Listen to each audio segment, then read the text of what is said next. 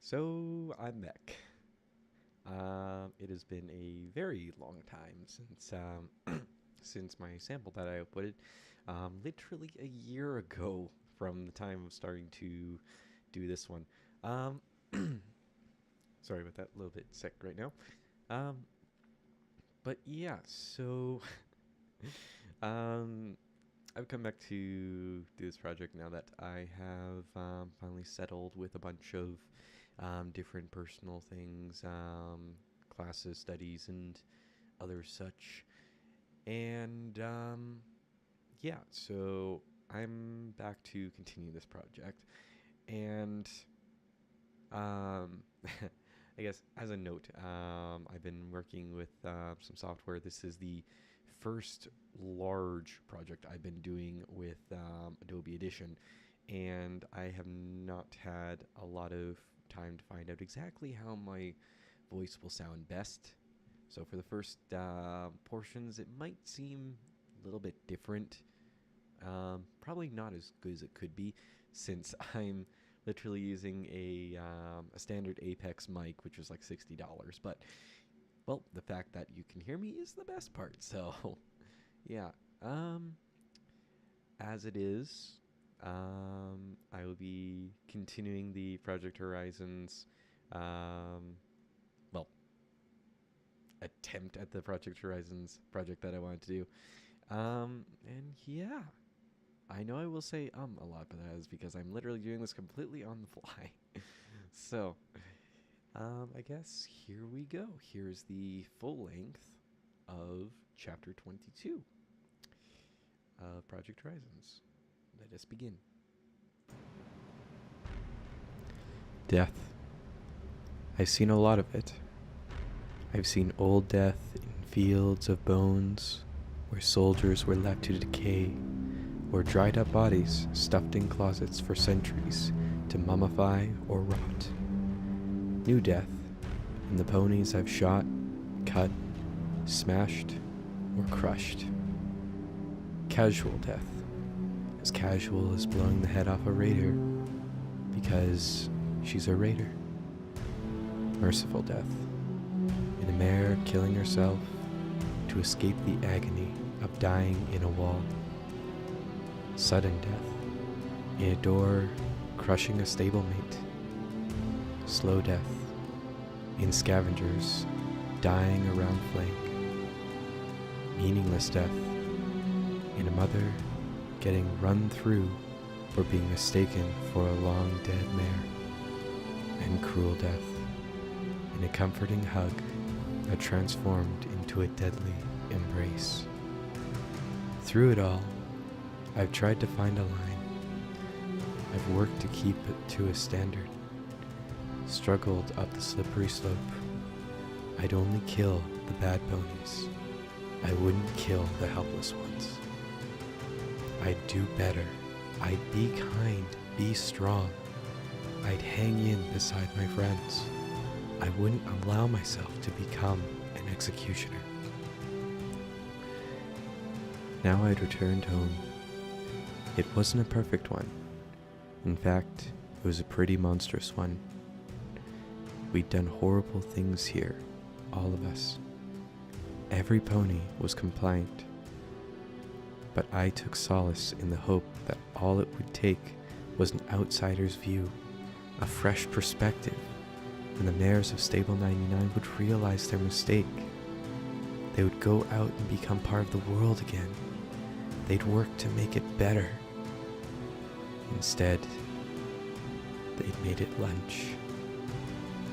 The disease Glory had discovered that the Enclave were developing, that I'd encountered face to face in Tumbleweed and those farmers, had found its way into Stable 99.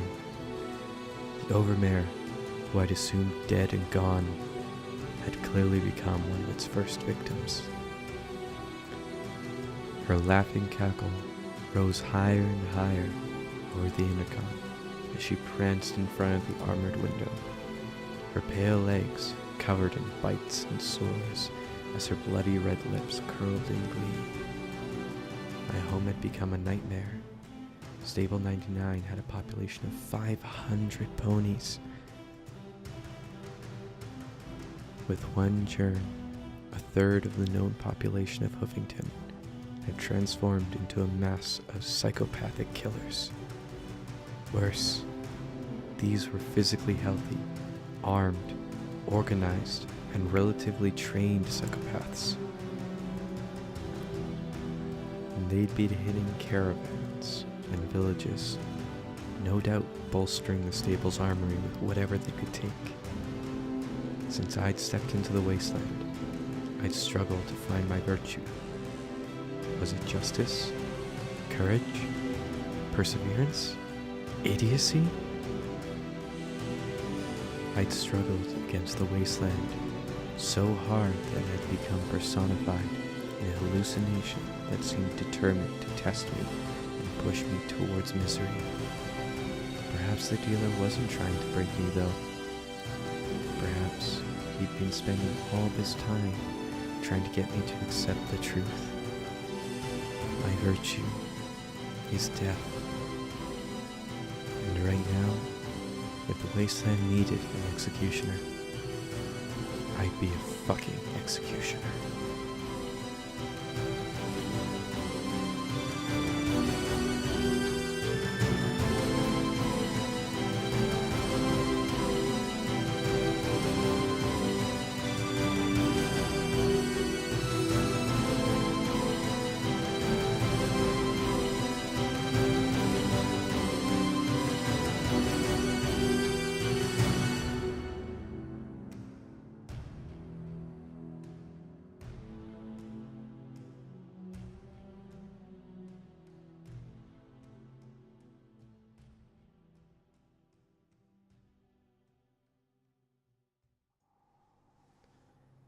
There were no words I could say, no song I could sing, no refuge from the sight of my mother's decapitated head spiked in the middle of the atrium as giggling, laughing ponies I'd known my whole life spilled from the hallways leading to the large vaulted chamber. They wore security bardings stained black and rust brown from coagulated blood, decorated with spikes and spurs of scrap metal, chopped off hooves, hooks, chains, and other vicious implements and trophies. No escape was offered from the metallic stench and sweet reek of slowly drying blood and putrefying flesh. I had two 10mm submachine guns, each holding 30 rounds of 12-gram ammunition per clip with a firing speed of 10 rounds per second. Both came out of my saddlebags as the raider charged towards me, shrieking in delight. The first I saw was Dewdrop, morning shift, nice and calm and professional pony. Her lips were now smeared with blood as a strip of pony meat dangled out of the corner of her mouth. In 3 seconds, I sent 60 rounds at her and the deluge of ponies behind her. Not one dropped. Of course not one dropped. My aim was shit. And these are ponies that had been emaciated and weakened by exposure to the wasteland. These were healthy and robust ponies, wearing body armor. They had access to Med-X, Buck, and other controlled substances kept in reserves for an incident. I ejected the clips and slammed fresh ones home, then slipped into the calm of Sats. I could see every inch of Dewdrop's face, those purple irises and pinprick pupils, surrounded by sick, piss-yellow sclera. In the magical, desolated sight, I could watch in perfect detail. 6 rounds coated her faceplate in webs of cracks and chips. 6 more scattered the plate into jagged and broken polymer chunks. 6 more transformed the face of the mare who could balance 3 stacks of food wafers in her nose into strawberry jelly. 6 more, and I watched all the pulverized remains tumble from her neck and bounced across my hooves. Her body crumbled like a broken toy. Goodbye, Dewdrop.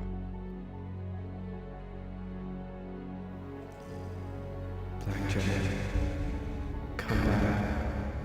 Lucanai's voice whispered urgently in my mind as time returned and I focused the remaining rounds on Shuffle and Primer. Their shotgun blasts slammed into my armor as I raced to the side, flinging away the smoking chips as 2 more lifted from my bags and slammed home. More shots beat my plating, shoving me around. I ignored the pain, ignoring my friends, and let the rage sweep me along with its own terrible poetry.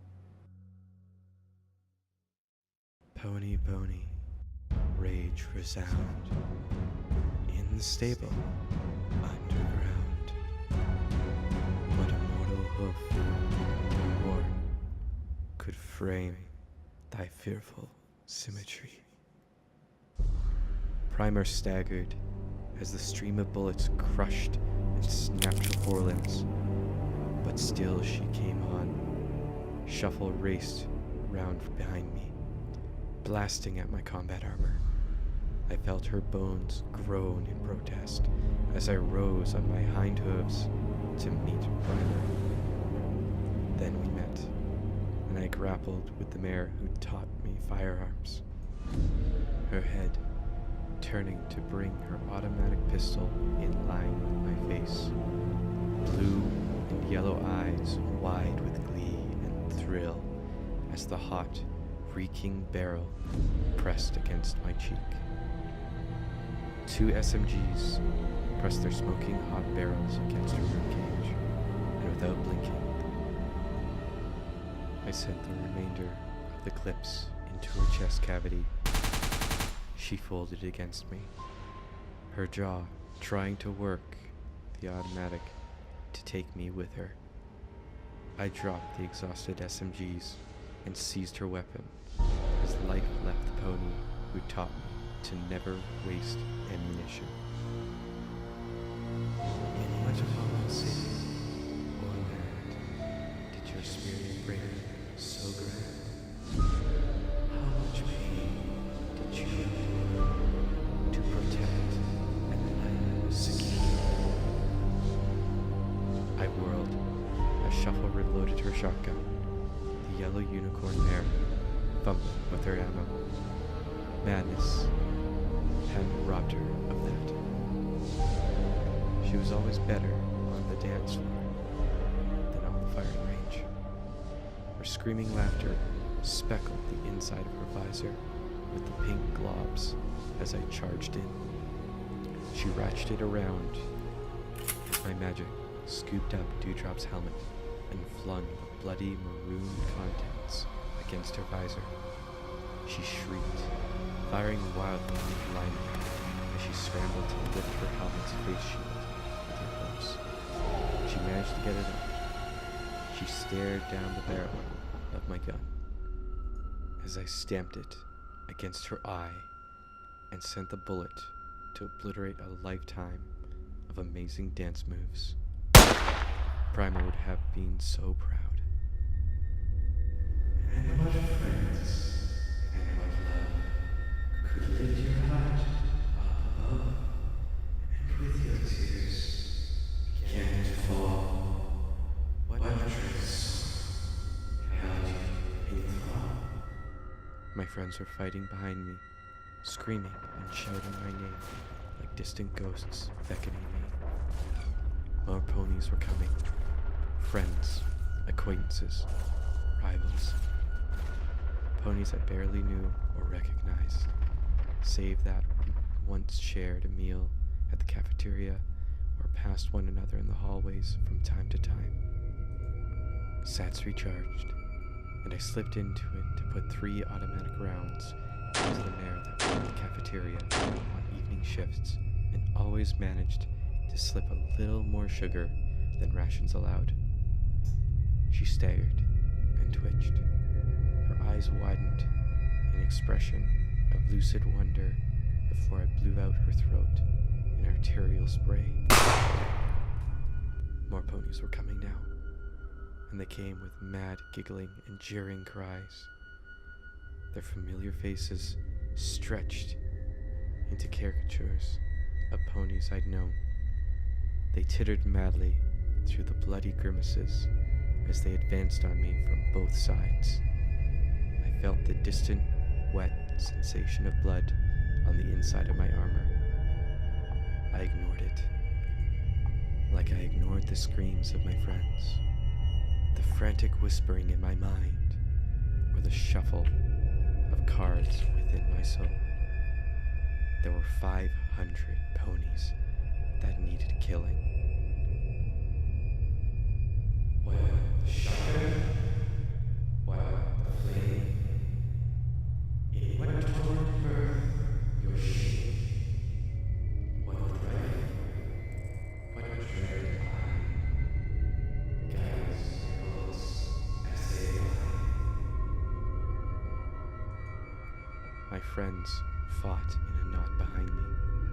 Rampage was a pony stampede, a spiked wrecking ball, even in armor a size too large.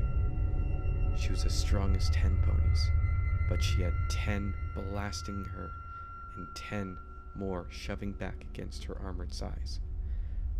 The kunai swept the minigun like a magic wand, its tip sending out a line of sparkling death that made the pack surge back and forth in a sick eversion, while her shimmering shield deflected their shots. Only the occasional explosion announced P-21's presence, as blasts and bursts sent knots of them reeling.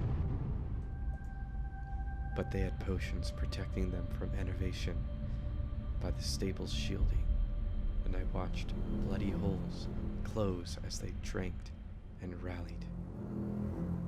Glory flew from the balcony to balcony, trying to draw fire up into the air of the atrium as she circled and darted from one side to the other and blasted magical light at every pony who tried to use their higher platforms to fire down at us. I wondered if it was easier for her, not knowing that she'd just killed textbook, the worst teacher in Equestria, and the only one that I'd ever know. The one who tried to teach a little filly about a war, ministries, bears who ran them. I felt a stab in my rear left leg and looked down at a filly just old enough to have her cutie mark. She was jabbing a carving knife through a gap in the plates.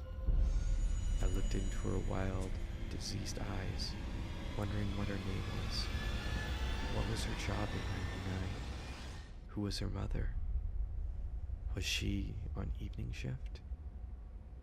What did she like? What did she dream of? Then I realized that none of that mattered.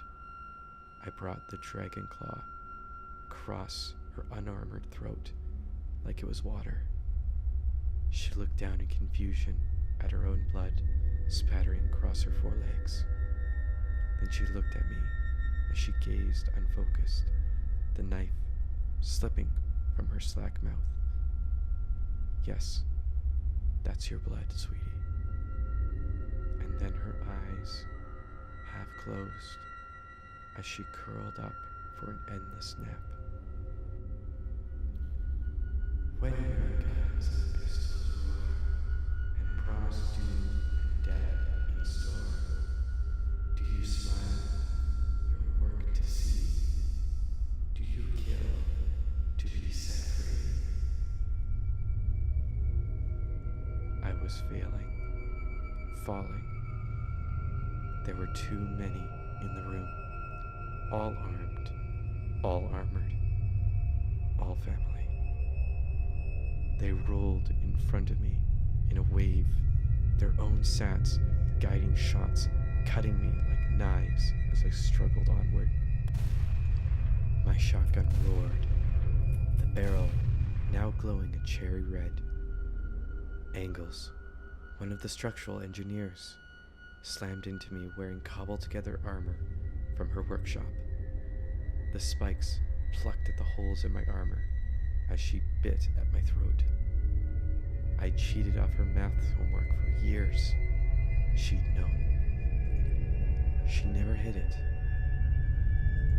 Shoving her back, I plunged my dragon claw into her eye and kept pushing it till the back of the socket gave way and the curved tip pushed deep inside her skull. Thanks for the answers, Angles. With each mare I killed a little more of myself. Pony, pony, rage resound in the stable underground. What a mortal war, dead frame, thy fearful symmetry. B-21 slammed into me. I wished I'd made him get some barding too. His sides gleamed with blood from bits, cuts, and kicks. Yet he was still on his hooves. Goddesses, he was tough. He'd endured a lifetime of this. He fired precision low, the grenades skipping between my hooves to bounce between the ponies in front of me. The blast knocked a near-perfect circle up and out. Some died. Many screamed. But far, far more laughed hysterically at the slaughter. He pulled out a purple bottle and held it up to me. I stared at it dumbly before I realized it was a healing potion, taken off one of the fallen. Is there a plan? His eyes begged me. Even with all his hate, with all his pain, he hadn't wanted this. Not this. But there wasn't a plan. There was nothing at all but blood and death and giggling madness and mindless fire. We returned to it. Simply shoot and shoot and shoot. Then he was grabbed, his tail yanked as his hooves skittered on the bloody floor, and he was pulled into the mass of raiders, of mares who had used him in the worst possible way. Rampage struggled on three limbs as more and more raiders piled onto her. Lacuna's shield disappeared in a flash, her minigun turning briefly from firearm to bloodshot before she teleported away. And then I was falling as half the stable disappeared in red, my legs folding beneath me as an odd numbness spread through my left side, and the world sounded like I dunked my head under the water in the tub. I wanted to keep shooting. I did. But my magic didn't seem to know what to do with the triggers or the like. Glory descended, screaming through her tears as she landed atop of me. Her gray wings spreading wide as if to shield me from the world as her beam guns flickered weakly. Failing from overuse, I could only lie there, the stable spinning around me as blood poured down my neck. Fly away, Glory. Fly away. Go back to chapel, please. And then Rivets and Midnight came out of the crowd, and they were screaming and firing and dragging me away to join Mom. I was so tired. The wasteland wanted to know when it broke in me. Consider me broken.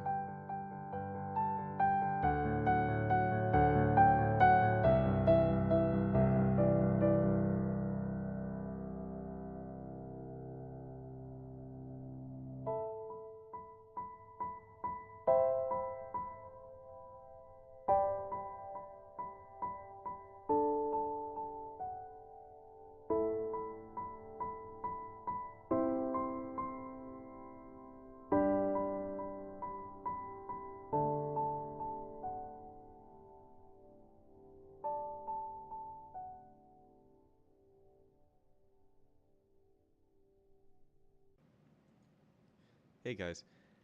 Um, I know I might have ended that a little bit quick, and probably you want to hear more, but I apologize for the random hissing. I can't really control that. I have to say, I didn't think this project would be as enjoyable as I thought it would to create, and I honestly have to say that producing something like this, I feel probably more comfortable with my own voice than I ever have. Um, and I would love to hear notes from you guys in the comments, or you can even message me through Google Plus, whichever you prefer. Um,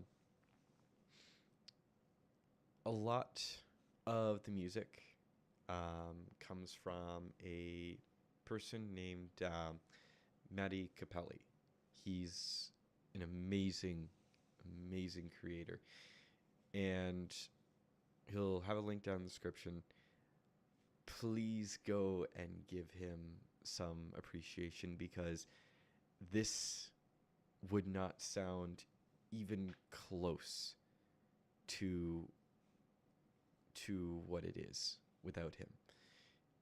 He produces many amazing pieces royalty free, and I honestly don't have a way to describe his amazing production. That that being said, I can't thank him enough for his production. Like it's amazing. Um, anyway, this has been just a teaser. Yes, there will be more. Yes, there will. If you want a voice only edition, please message in the comments. I will upload one if it is necessary and enough people want it. No, I'm not saying like this page 20,000 times I'll upload a voice only. No. If enough people ask for it, there will be one. That's just as it is. This production or this audiobook may disappear due to, of course, copyrights of music and it being a guy who's actually there. I'm going to be working with licensing to make sure that doesn't happen. As for sound effects, many of you are probably wondering where those came from. Those came from many, many different websites and took me hours to find. For reference, this little 30-minute production took me about a week of getting off of work and then coming and producing until midnight and then getting up at 5:30 in the morning again. um, please, if you like this, please like the video because I want your feedback. I want to know how I can make this better because it's not just a need for the likes, but it's something I want to grow to create and make better, not just to make myself feel better, but to make something to give back to the communities I enjoy and that have helped me feel better as a person. This is a project I want to keep going. Yes, due to my current position, studies, and work, it will take some time. It's not gonna be very quick. Yes, the audio only editions can be much faster, but with the full production I'm doing, it will take time. So if you want to hear more, please comment. If you love it, if you like it, if you hate it, say it, okay? Because I want to know how I can make this better. Don't hold back on it, okay? And for other commenters, if you're going to go and tell other people that their opinion is invalid, please don't do that, because I'm asking for the good and the bad comments. I want to know how I can make this better for all of you, or at least the few people who actually are hearing this one. But thank you so much for listening all the way to this point. It means so much to me that people actually care about something I'm making, and it makes me happy to know people actually like something I make. So this is goodbye for now, only for now, until I make more. And I hope to see all you guys later, listening to my crazy random voice of nonsense that just exists because I don't know why. But yeah, hope to see you guys again. There'll be it's going to be a long ride, because for those who haven't read the book, this whole production was 5 pages only out of the 35 this chapter has. So if you thought this wasn't a teaser because of the length of the video, it's a teaser. Okay? Depending on what YouTube says about the video length, they may come in separate parts. Maybe not. But yeah. That's all for now. Hope you guys enjoyed this video. And I hope all of you felt something with this, because that's what I'm really looking for, is to give you guys an emotion and something that you can really feel. So goodbye for now. I've been Silverhoof, and hope to see you guys a lot more.